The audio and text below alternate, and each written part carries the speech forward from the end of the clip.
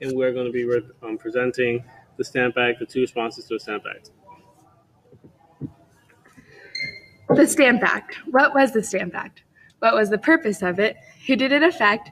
Why were the colonists riled up? How did the colonists respond to it?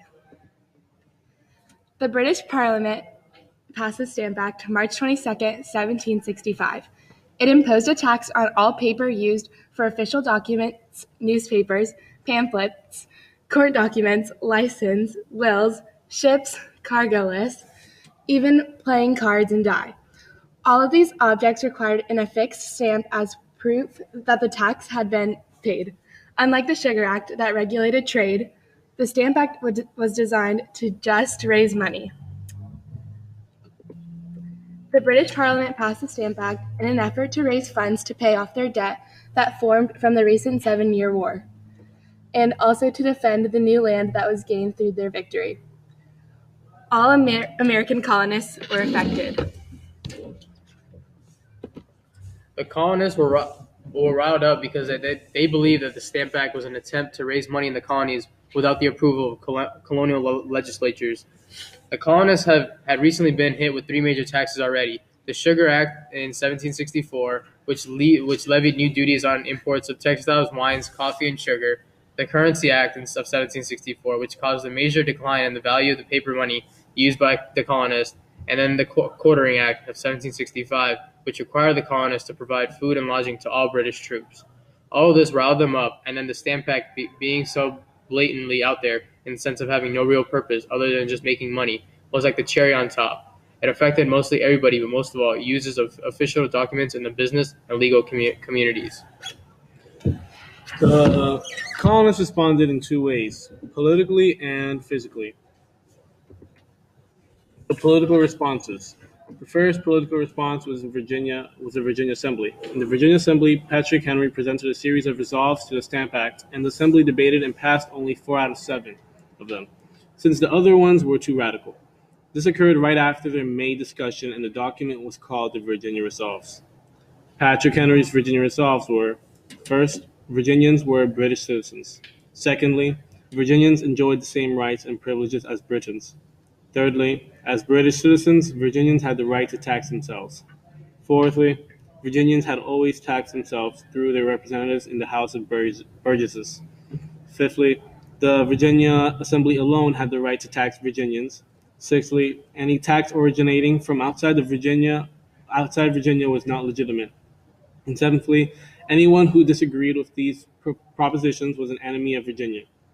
Multiple assemblies brought up the argument that there was a distinction between external taxes imposed to regulate trade and internal taxes, such as Stamp Act or property tax, which could only be self-imposed. Newspapers throughout the colonies reprinted the resolutions, spreading the radical message to a broad audience. These resolutions paved the path for the proclamation of the Stamp Act Congress that met in New York from October 7th through 25th of 1765. The Stamp Act Congress. George Grenville, Prime Minister at the time, argued that the colonists were virtually represented in Parliament. He insisted that the House of Commons represented all British subjects, wherever they were. Virtual representation is a theory that all British subjects were represented in Parliament, whether they had elected representatives in the body or not. Colonial leaders waged back that virtual representation couldn't withstand the distance of the Atlantic Ocean. They argued that only the direct representatives that had the right to tax the colonists. The act took effect in 7 months, which gave the colonial assemblies, since the governors weren't likely to challenge the law, since they received their offices from the king, time to object to it. 8 assemblies held meetings on the topic of the Stamp Act. The Stamp Act Congress was composed of 27 delegates from 9 colonies, and they wrote petitions to the king affirming both their loyalty and the conviction that only the colonial assemblies had the constitutional authority to tax the colonists.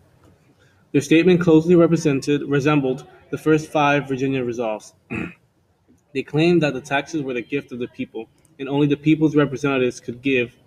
They dismissed the idea of virtual representation, and also by the mere fact of their meeting, advanced a radical idea, the notion of intercolonial political action. They did all of this and also affirmed their subordination to Parliament and the monarch in a respectful tone.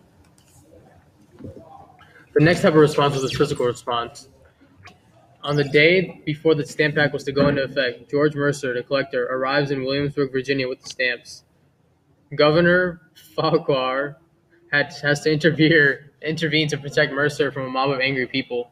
Violent protesters threatened stamp distributors and often forced them to resign their commissions and running them out of town.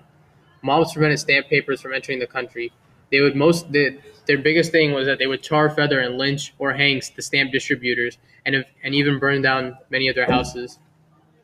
First organized residence to the Stamp Act began in Boston August 14, 1765, under the direction of town leaders and the chief among them, Samuel Adams, John Hancock, and Ebenezer McIntosh. Multiple other artisans, tradesmen, tavern keepers, dock workers, and sailors were part of this group called the Sons of Liberty. The plan was to be set as a large street demonstration mimicking a mock execution designed to convince Andrew Oliver, or the designated stamp distributor, to resign. Led by McIntosh, the crowd of 2,000, 3,000 demonstrators hung an effigy of Oliver in a tree and paraded it around before ultimately beheading it and putting it to flames.